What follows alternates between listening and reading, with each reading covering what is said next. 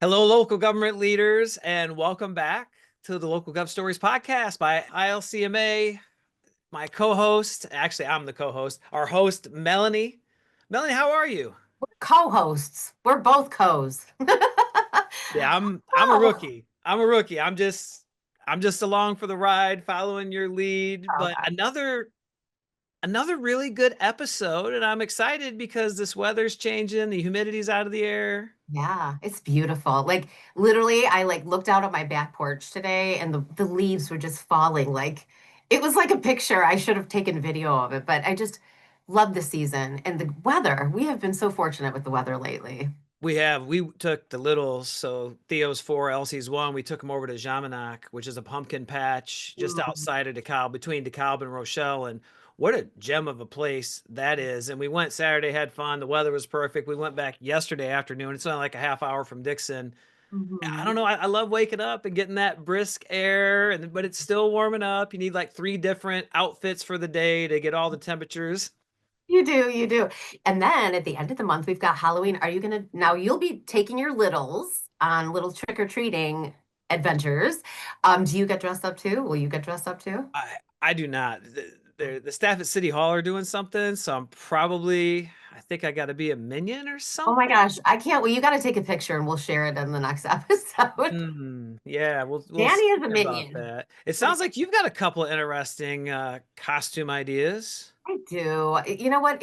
I'm one that like saves my costumes. So I have a few choices. I have a sorceress, I have a cheerleader, and I have like a warrior princess costume. So I don't know. I don't know. I think I'll just, wake up on the 31st and be like, this is what I feel like today. But I at least I've got options. I think you should label some things on a dartboard and get a dart and see where it lands, and there you go. Or flip a coin.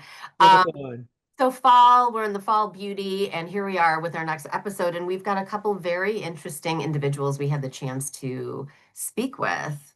Yeah, Brian, the topic you guys had there on vacant properties. This is something that obviously Schaumburg is a bigger community, a really thriving community.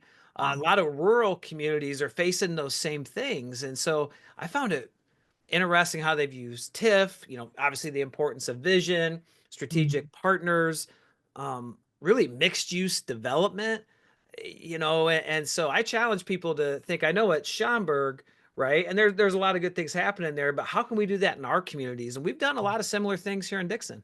Yeah, and you had mentioned when we were talking earlier that first that you have utilized TIFF in Dixon. Yeah, TIF is such a powerful tool. We got to do it right. We've got to proactively communicate with other local government bodies, bring them in on the vision, share the vision. But yeah, we've got two TIFs, 700 acres we annex into the city, big projects on the 88 corridor, getting ready to do another riverfront development. And TIF is a powerful thing when used the right way. And we'll learn a little bit more about how the village of Schaumburg from Brian Townsend, the village manager, as you mentioned, will tell us about. And then you had a chance. So we have this new segment we talked about where it's like fast and furious, but we're calling it the Lightning Five. That's a Danny creation, which I love. So it's real fast moving. And you got a chance to talk with LaTisha. Tell me her last name. I don't want to Yeah. mispronounce. LaTisha Paslay, the city administrator for Vandalia. So, Southern Illinois. Look, we're here to represent our local government leaders all across the state. We're going to be really intentional about reaching out to our partners in Southern Illinois and Central Illinois and showcase the great things that are happening. She's a cool girl.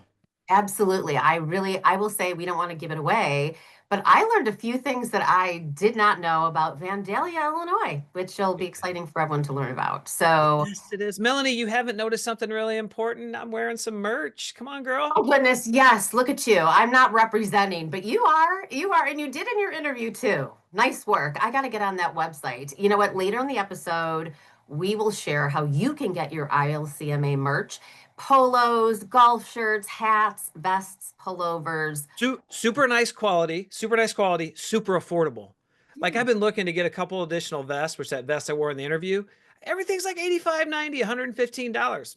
Not this. I mean, it was like 45, $50, something like that. Really nice, really comfortable. You got to check it out. It's pretty cool. They are high quality. All right. So, how about we go ahead and go to the interview with Brian Townsend, village manager of Schaumburg, talking about vacancies and about his background in local government. Today, I am very honored to be with Brian Townsend. He is the village manager of the village of Schaumburg. And today we're going to talk about a real topic that municipalities have been dealing with, which is vacancies. Whether they're smaller businesses in a strip mall, and those are obvious to people driving by or residents, but also really large vacancies when big companies choose to leave a community. But before we get to all that, Brian, I wanted to thank you for being with us today. Thank you so much. Oh, great. Thanks for having me. It's good to be here. Yeah. So before we get to all that, I'd love to just have you share with everybody your background in Schaumburg, because you have had a long relationship with this village from Yeah. a professional standpoint. Yeah, no, it's been a great run for me here. And I was born downstate in Champaign-Urbana. And actually I grew up in a rural area just north of Urbana Hmm. and kind of got introduced to the city management profession through my dad. He worked for the U.S. Department of Agriculture in a little area called community and business programs. And basically, he was responsible for administering loans and grants to smaller communities in rural Illinois who wanted to build fire stations, water treatment plants, sewage plants, community centers, a whole host of things. And so Yeah. I used to go out to him with him to ribbon cuttings and other things across the state, and really got interested in local government that way. Went to Northern Illinois University to get my bachelor's degree and my master's degree, and then started in Schaumburg in 1993 as an intern. And Wow. organized our Labor Day Festival and worked with a community commission or committee to help put that on. And the rest is history, as they say. When my internship was over here in Schaumburg, I was offered a full-time role in the manager's office. Mhm. Took that, kind of capitalized on that and moved up in the organization. Um, was the assistant village manager in 2005. Started that role in 97, but 2005 I left Schaumburg and went to be the city administrator in St. Charles. Yeah. And then came back to Schaumburg in 2013 as the village manager. So I've had two runs here, totaling about 25 years. It's been fantastic. Great community to work for, stable board, supportive community, great staff, obviously very well resourced. So, Yeah. and Yeah. real great run for me here. And it's what a interesting and wonderful perspective to have, really starting at entry level, and being able to understand how your organization runs from that point all the way up to the top where you are now. So that's awesome. And then you also live in Schaumburg as well, correct? Right. Yeah, I've lived here with two different stints. I lived in Schaumburg when I was the assistant village manager, and now I live here again as village manager. So it's been That's great. awesome. So now to give us a little bit for those members watching who aren't from the area or have not been up to Schaumburg, can you give kind of a snapshot of what the community is about, what it's Yeah, like? everybody knows Schaumburg, Melanie. Come on. Oh, sorry. Schaumburg is a northwest suburb of Chicago. We're about 8 miles from O'Hare Airport, right at the intersection of I-90 and I-290, Route 53. The community population today is about 80,000. Our daytime population is probably in the 100,000 range because we are a job center here in the northwest suburbs. Right. Obviously, the community is probably best known for Woodfield Mall. That is our key attraction. Mhm. It's been around a long time and is really kind of the straw that stirs the drink. I mean, everything happens around Woodfield, and it really drives our local economy. But as a center of commerce, we're more than just Woodfield. We have 30 hotels. We have a tremendous amount of manufacturing and warehouse businesses here in the community. We have a lot of office space that drives traffic to the community as well. So it's been great. I know the community has changed a lot, during the 30 years that I've been affiliated with it. Um, when we were talking yesterday, I talked about the changes in the population. And, when I started with Schaumburg back in 1993, the community was 91% white. Today, it's about 56%. So we've seen an over 500% increase in Wow. population in the community. Yeah. And from an immigration standpoint, we continue to be a destination of choice for a lot of people coming into the country. Mhm. 38% of the adults in Schaumburg and 31% of the entire population is foreign born. So these are people who are coming here to establish their residence and take advantage of the opportunities. So Yeah, that's great it's a great diversity. community, and I'm proud to be part of it. That's awesome. So let's turn now to dealing with, and in your case, in Schaumburg's case, an extremely large empty spot, over 200 acres Mhm. when Motorola left. And I understand from our previous conversation, so that happened in what, 2017 was it, that they decided they were leaving? Yeah, they announced in Okay, 2015, and then left shortly thereafter. okay, And it had been kind of a slow progression. Motorola as a company, I think, had been struggling in the cell phone market, right. and that's well publicized. We don't need to go into the details of that. But, when I came to Schaumburg as village manager in 2013, the staff and my predecessor, Ken Fritz, were already working on um, uh, relocating the Zurich headquarters from Mhm, one location in Schaumburg to another, and Motorola was selling them a piece of property to allow them to do that. right. So that was a great keep for Schaumburg in terms of a corporate citizen that was looking for a new modern location. But Motorola was telling everybody at that time, and even after I got here, that they were staying put, that they liked their location, their employees liked where they were working, and they were not intending to move. And so, in 2015, when they came forward with the announcement that they were going to downsize their operation and relocate their corporate offices to Chicago, it was a scary thing for us at that time. Sure, absolutely. It's a very just, I live close to that and drive by it, and it's just gargantuan. It's a Mhm. large property. But there, as I drive by, is a lot of activity now. And I know that that took vision on the part of the village of Schaumburg. So talk a little bit about the vision for this property when you realized that it would no longer be having Motorola on it. Yeah, yeah. And I think, just to recap the whole thing, I mean, it's really been, turning lemons into lemonade in terms of the overall project. And we were fortunate that, we had a TIF district in place that Mhm. covers the area basically from Route 53 to Roselle Road and from Algonquin Road on the north to the tollway on the south. Wow. That was put in place to help facilitate some other economic development projects, including the Zurich headquarters relocation, which I mentioned earlier. Yeah. We were also using it to help fund some transportation improvements and getting improved access onto and off of I-90. So that was great. Mhm. When Motorola said, we're leaving, we had to decide what our next steps were going to be. And, you mentioned the size of the property, and, they had over 1 million square feet of facilities, Yeah. on that property, most of it obsolete. Just Mhm. because of the age and the fact that it was designed specifically for their operation. So we pivoted, we got out ahead of it. We started some master planning and doing some research with consultants and legal counsel and our very talented staff here in Schaumburg to decide what we wanted to see that property become. We're not going to just sit back and wait for Motorola and the eventual purchaser to decide. We got out ahead of it and developed our own master plan and our own vision for the site. Yeah, so fast forward to today, where there are cranes in the sky and lots of movement. So tell us what's happening right now in Schaumburg as far as that corner. So that's basically Algonquin and Meacham, for those of Right. you that live in the area or know the area. And you can, go right in and there is lots going on. So tell us a little bit about what's happening.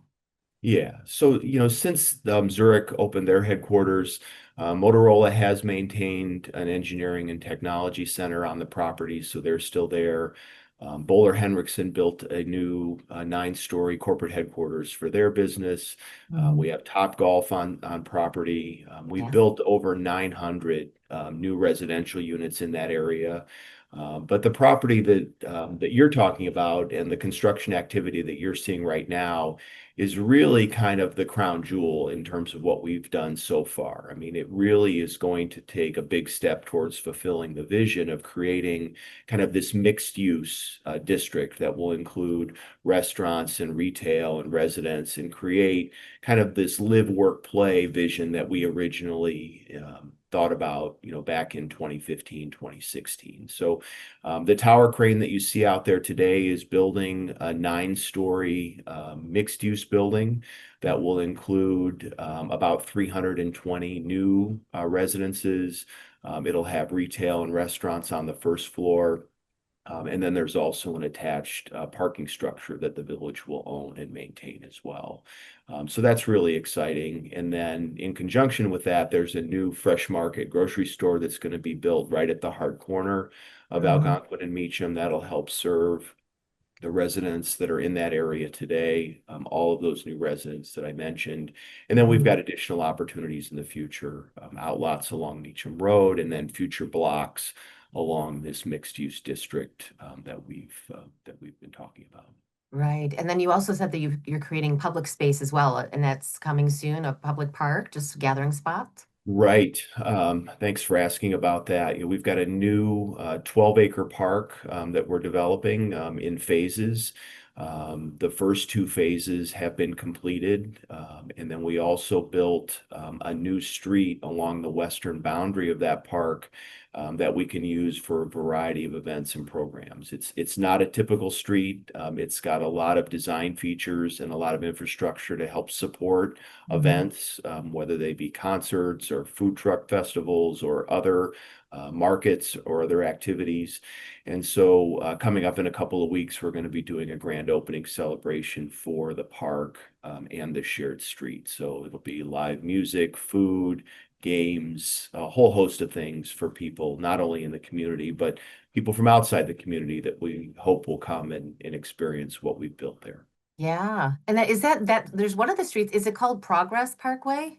That's the main street I love the that name runs of through the that. It's development. Yeah. totally what's happening, progress. Yeah, yeah. Whose idea was Schaumburg's that? Was it motto, yours? yeah, Schaumburg's motto is progress through thoughtful planning. And so we Mhm. wanted to make sure that we incorporated that into this new development I and love give that. everybody that message that, we're still moving forward. We're still doing great things here in Schaumburg. Yeah, yeah. Lots of exciting things.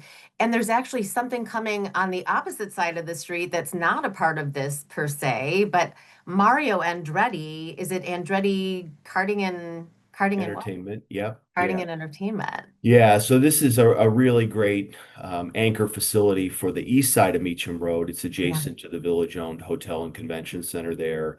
Mhm. Andretti came in and bought some property from us in order to build this new indoor karting facility. There's only a handful of these across the country, and so Yeah. we're thrilled that they've chosen Schaumburg for their Midwest location. In conjunction with that, we're building a 900 car parking deck between Andretti and the hotel to not only serve the new development, but help address some parking capacity issues that we have for larger shows at the convention center. So Wow. again, that's another major investment in that area, and we're excited about that opening. The parking deck should open sometime late this year, early next year, and then Andretti, we think, will be open first quarter of 2026. Wow, busy times in Schaumburg. I'm gonna actually plug Schaumburg right now. This is a staycation kind of place. You've got Right. everything you need and more to come. So great job being the leader and being a visionary in making sure that this property has life and future to it. And I'm, for one, just being a local neighbor in Palatine, I'm excited to see this all come to be. Yeah, So yeah, it's thank you so fantastic. much for sharing that with us today. Yeah, no problem. It's good to be able to highlight it. I know, city managers across the state are doing great work and everybody's busy trying to make their communities as best as they can be. And it's a great profession to be a part of. And, I'm honored to know some of the people in the profession and to be able to work with some of those people to do things for Schaumburg and the greater region. Absolutely. Well, thanks again for being here with us today, Brian. Yeah, great to be here and thanks a lot for the opportunity. Hello and welcome to the very first segment of the Lightning Five. I am joined today by the city administrator of Vandalia, Illinois, down in Southern Illinois, LaTisha Paslay. Did I say Paslay right? You did. She's been in local government for quite a while, and she's got a lot of experience and background. It's been great to get to meet her before this conversation, and we're really excited to jump into the Lightning Five. But before we do, LaTisha, for those who don't know, where is Vandalia? We are on Interstate 70. We are an hour east of St. Louis, and we're probably an hour and 15 minutes away from the Indiana border at Terre Haute. Okay.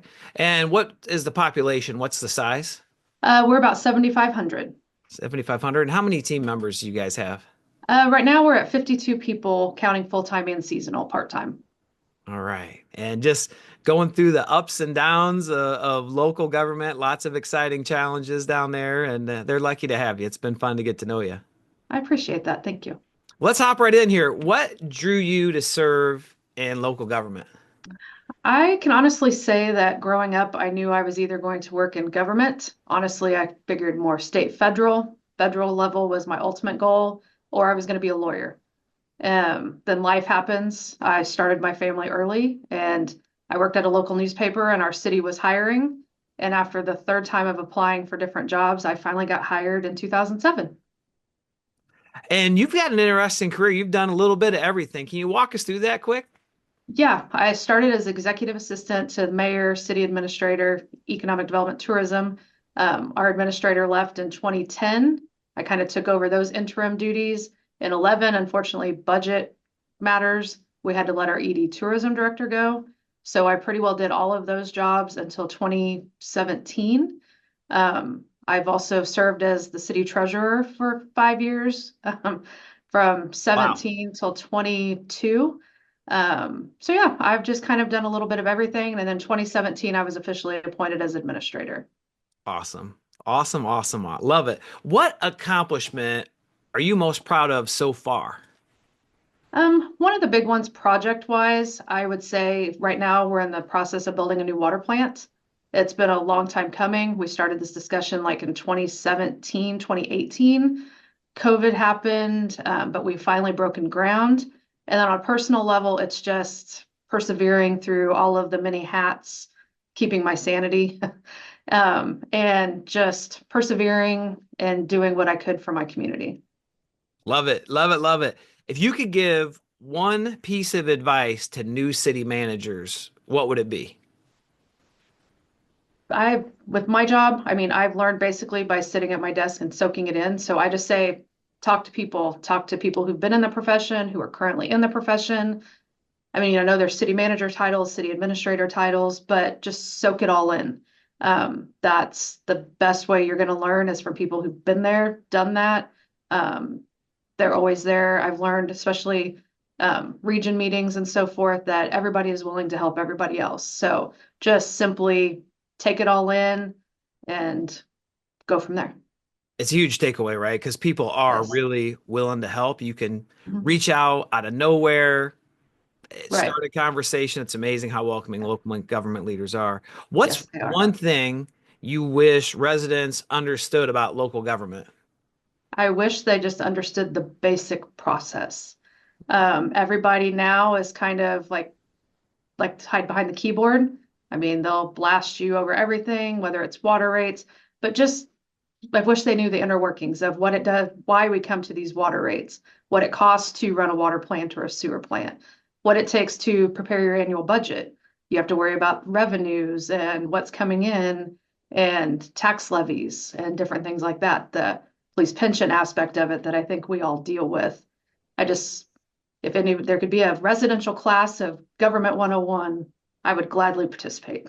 Wouldn't it be amazing? We just won a $4.6 million grant. And when you look at the comments, like, we need this, why are we spending on that? That's a waste of taxpayer money. And it's like, well, first of all, we submitted several projects.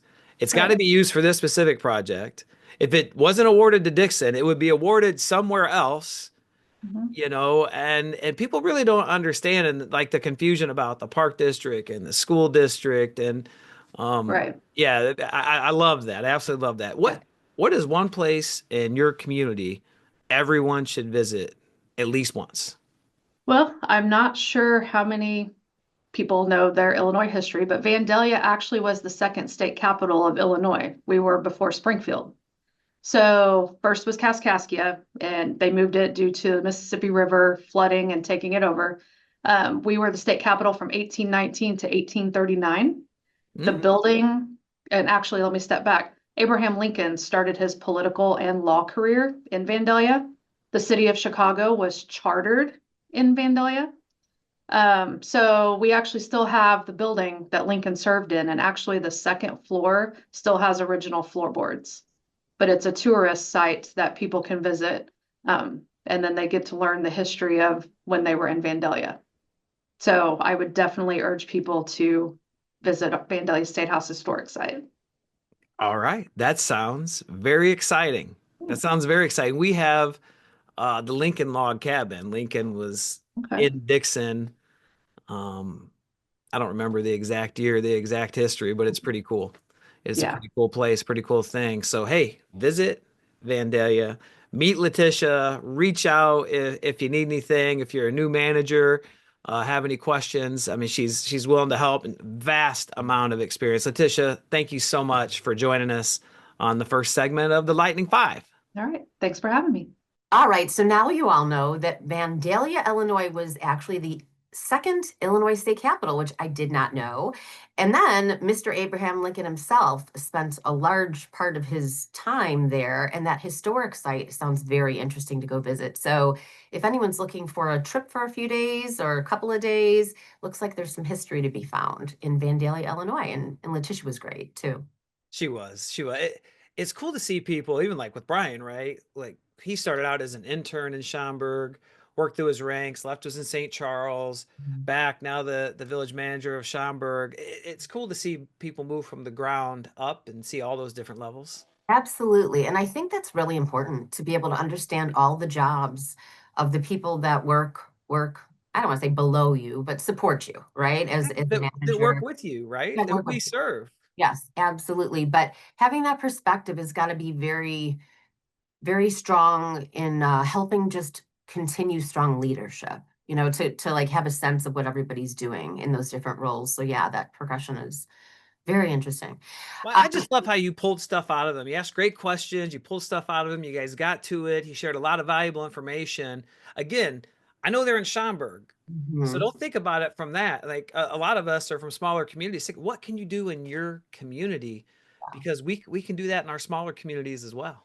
Yeah, and I do think that, that is universal in the way where it's about being proactive and knowing, normally most times municipalities will probably have a sense that a business is not doing well or maybe deciding to leave. And so example with Schaumburg, it's like once that happened, the wheels were set in motion and the planning began. And for those of you that don't live in the area, it is just unbelievably large and so much activity. I just can't wait. And actually, like I said in the thing, that could be a place to come visit as well. We need to all visit Absolutely. all over Illinois. So Here's the thing, all of us, I think we embrace this. Like we shape and create the future of our communities, and the best way to predict the future is to create it. So we got a bunch of events coming up, right? You want me to start? Is that okay? yeah, you go ahead. Yeah. So Friday, October 24th from 1 to 4, Everyday Resiliency in Rosemont. This is going to focus on personal productivity, strengthening leadership. The ICMA annual conference is coming up October 25th to 29th. You've probably already got things squared away if you're going there. But there is the reception on Monday, the 27th, the ILCMA reception from 8 to 10 p.m. at Waterview Grill in Tampa. Get it on your calendar. And then the ILCMA Winter Conference, which I love, Marriott, Normal, Illinois, February 11th to the 13th. You got to be there. It sells out. The hotel sells out. So when everything becomes available, make sure you're getting on that calendar. Absolutely. And you and I, over the next couple of months, will be previewing not only the keynotes, but also some people who are doing sessions, just to give everybody just a glimpse into what you'll be able to learn and grow from at the next conference. So look out for that in the next couple of episodes. And then, so I've got a couple things just to share. So one, ILCMA is going to be launching a peer support program for managers and assistants across the state. I know our fearless board president, Paula Schumacher, one of her goals was to expand this peer support and the opportunities. And the board recently approved the launch of something called Compass Peer Groups. It's a national model that brings local government leaders together for professional growth, ethical leadership, and support. And ILCMA, this announcement is now seeking facilitators statewide to help lead these small group sessions. If you decide to do it, you'll receive training, a curriculum, and you'll be compensated. And one more announcement, a thank you to Steve Carter and John Phillips, who for more than a decade have served as ILCMA senior advisors, such a valuable program of support as well. Both incredible leaders providing resource and guidance for our members. Thank you, Steve and John, for your service to the profession. And because they are leaving, ILCMA is now seeking letters of interest from retired or soon to be retired managers who want to serve as senior advisors for downstate and central Illinois regions. Just to put it on your radar, applications are due by next Wednesday, October 22nd. You can learn more at ilcma.org under the dropdown for programs and services about what a senior advisor does and how they are, what their responsibilities are. And you're encouraged, if you're interested, to reach out to Dawn Peters or one of the senior advisors that are actually listed on that page, just to learn more about all the things, all the wonderful things that they do to support their colleagues. I got a shout out to John Phillips. You know, everybody's familiar with what happened in Dixon, and became the interim, essentially city administrator, kind of quasi. And he was one of the first people that I called after I talked to Dawn, and it was a big part of how we rebuilt and got going back in the right direction. And absolutely phenomenal. Or it's something small you have, or something major like that. Just a phenomenal human being. Thank you, John. Thank you so much. Wow, I love that real life example. And look at you now. Dixon is booming and Danny's at the head of it. So congratulations on that, because you had a lot to come back from. It's fun, but that support, it's out there. Yes. And no matter how big or small, they love to help. And they're great listeners. They got a lot of experience. So, hey, look, I can't wait for Halloween. I can't wait to be able to show everybody who watches this, you as a cheerleader sorceress. So I'm really looking forward to that. And you as a minion. I can't wait. It's going to be great. It is going to be great. All Well, right. thank you so much, everybody. Thanks for tuning in. We're going to continue to give more and more value. Anything you want us to dive into, any topic, you have somebody that's really cool for the Lightning 5, please let us know. This is all about you. Check the description. We're going to have additional links in there. So some of the things we talked about, you can go right to. We will see you next time. Melanie, thank you so much for having me. And thanks for being here, and happy fall, everyone. We'll see you next time.